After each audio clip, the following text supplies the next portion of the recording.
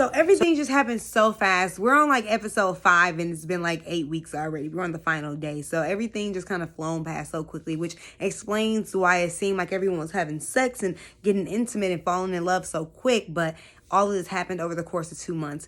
Not even that, though. It's like 2 months is really not even a long time. Like, you're supposed to be just getting ready to know each other after 2 months. Like, how are you falling in love? And all, like, it's just crazy. Like, the fact, and especially when you've been with somebody for like 11 years. Anyway, y'all, let me tell y'all what's going on with this episode. So, Connor and Sensei, they're making out and everything, and they're at the point where they almost want to have sex, but he stops it, and he's just like, look, you made a promise to your husband, I made a promise, let's not do this. If we go back and we end up not being with our spouses, then we can do that, but we both made promises, so we're not gonna break that. And I was like, okay, but here she is crying like, oh, and I'm just like, girl, again. And so one thing, though, that's crazy, if those two in some way, shape, or form end up getting together, it's gonna be bad because they both broke. Like, they both got rich spouses or spouses taking care of them. So, like, y'all would be terrible. Just stop what you're doing. You both made the commitments and go back where you belong, because this ain't it. So Saw is like knocking at the bathroom door. He goes in and see Maggie on the ground with liquor. She's drunk.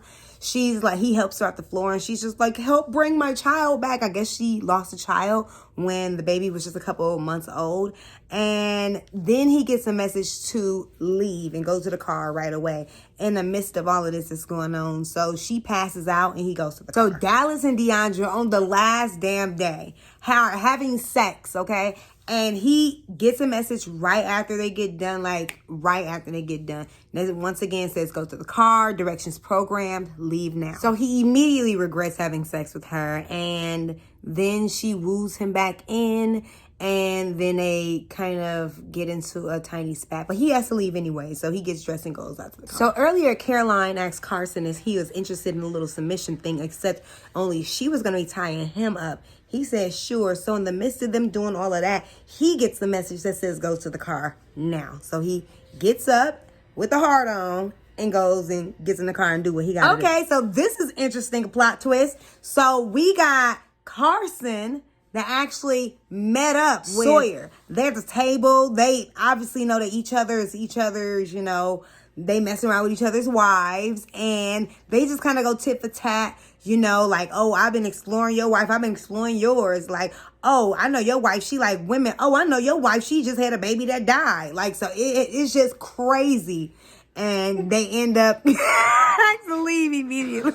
That's what he said. So while Carson is leaving, he actually bumps into Connor by accident. Now, Connor is coming in to have a conversation with Dallas, obviously about the exact same thing that just happened with the other two men. So during the encounter, Dallas kept calling Connor a con man or ex-con, you know. And so when he got back to the house, she was just like, you know, where did you go? And he was like, listen, Sensei, I just went for a walk. I don't feel like it. And she was like, Con, you know, what's going on? He's like, listen, don't just stick to Connor. I don't want to be no type of cons. No. And she's just like, oh, and I'm just like, and he should be bothered because he specifically told him that he ain't never been a convict. And I'm like, but you murdered someone.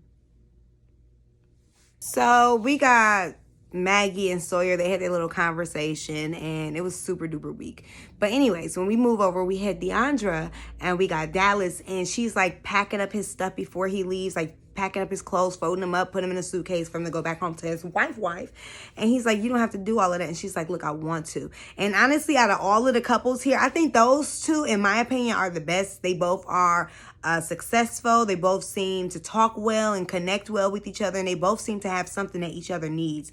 But they have wives and all of that jazz. So, you know, they need to do what they do. You know, So now she finishing up packing his stuff and he's just like, look, I need to be the provider, you know. And then they start making out and it just moves over to Sensei and Connor where she's like, you know, hey, let's pop it up because they on their way to come get me soon. So Connor and Sensei are having a conversation and here his ass go crying. She get on top of him looking like two crybaby ass. Oh, poor them. They have to go back home to their wives and husbands. Oh, boo-hoo. So Carson and Carolina, they're talking And, you know, she's like, for old time's sake, tie me up and blindfold me and let's do some play fighting. And he is so odd too. It's like almost like he's into like beating women, because it's like several times throughout this where he was just like, yeah, if you couldn't whoop me, I would definitely be beating you right now. Like, who jokes like that? That's weird. That's not even funny. But yeah, so in the midst, she's blindfolded crying like, I will Carson. Like, what is going on? It's only been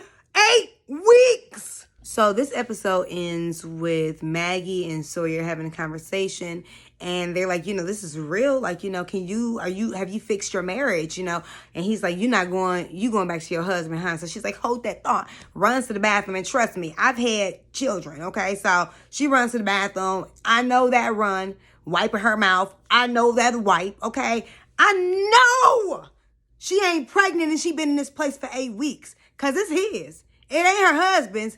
Is his. So now this shit getting extra messy, bro.